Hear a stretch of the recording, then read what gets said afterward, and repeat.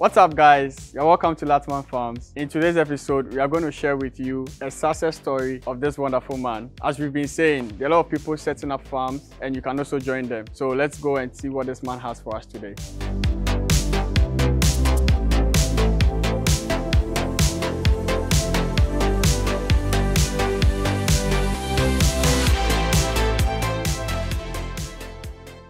All right, so Daddy, once again, thank you for giving us this opportunity to come here. It's nice to see what you've started over here. Please, the viewers would like to know who you are, what you do. Well, my name is Rekwamwa.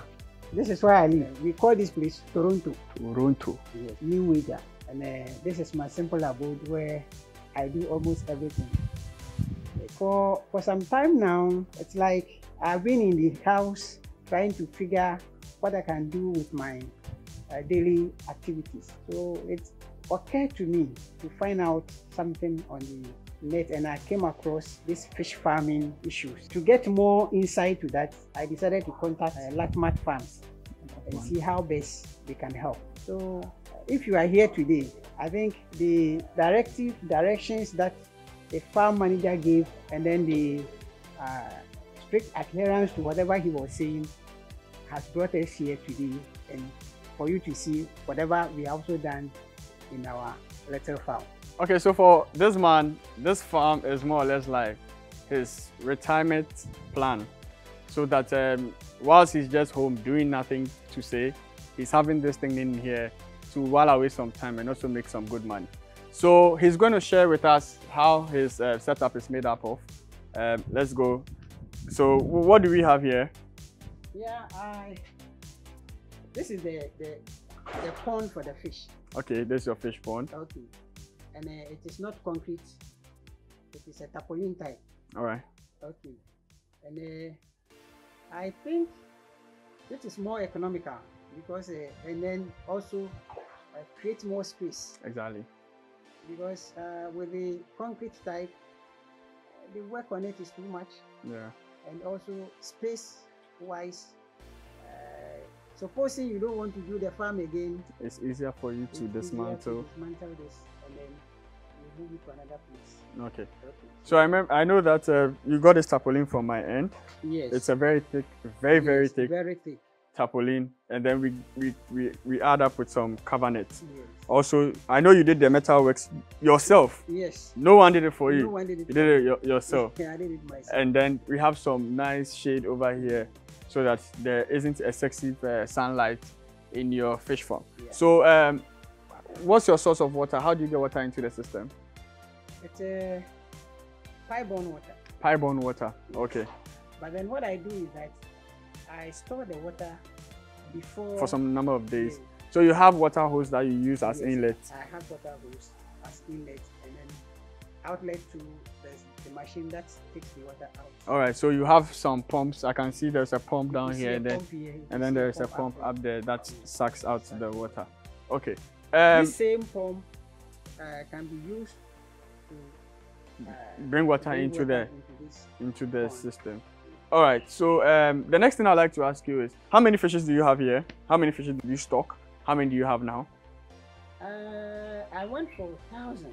Oh yeah, all right, 1,000. But then they normally add. Yeah, we added just a few for mortality purposes. Yes, and I could say about 40 of them have died. Okay, so 40 lost to mortality. Okay. And the rest. So let's say I have 1,000 fishes now. Okay. In the pond. All right. So this tank is a 1,000 fingerling setup. As I said, we are looking at a mortality of 20%, and so we have about 800. We are looking at to be above the 1 kg size. And then if we are having 800 of them, and we choose to sell them fresh, selling 1 kg for 20 Ghana cedis, then we are going to have 16,000 Ghana cedis from this particular pond in this backyard. But then as a business owner, we've discussed that we want to process the fishes so that we can add enough value and then sell them at also a better price. And so we are looking at smoking them and selling them around 25 Ghana cedis or more. And if it's 25 Ghana cedis, then we are going to have 800 times 25 Ghana cedis. that's 20,000 Ghana cedis. So in this small system, you can make a profit of about, let's say 8,000 or 6,000, depending on what you choose to do with the system. So we've already drawn a plan for the farm as to how to be able to get things out of the farm to be able to make the money we are looking at. And then he's also planning, he has other plans. What's the plan? What's the future plan for this farm? To extend it. Extend it? Yes. So where? Because as I've seen the growth. Are you happy? Are you happy? Very, very happy. Are you proud of what we are doing? Very proud of what I'm doing. Exactly. So I plan extending it.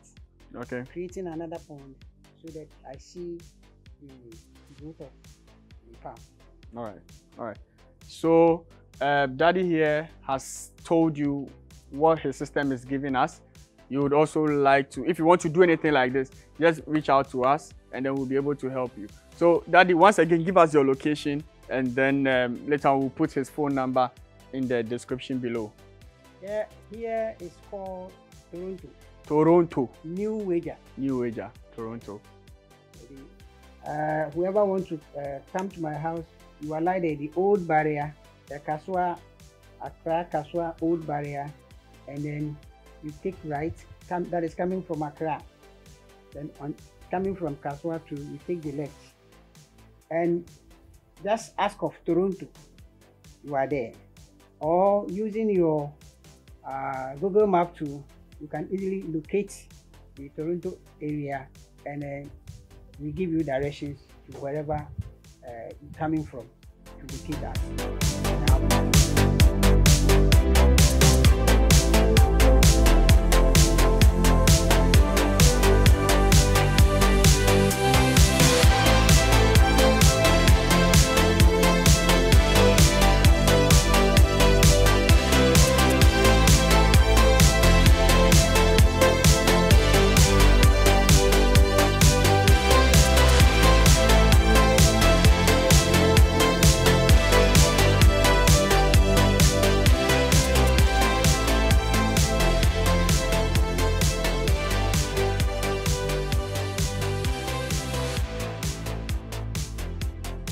So my responsibility over here is to come and make sure that their growth rate is the way we want it. They are converting the feed that they are eating properly.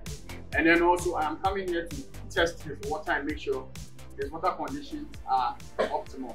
Also I'm coming to discuss with him the way forward because there are other incentives available.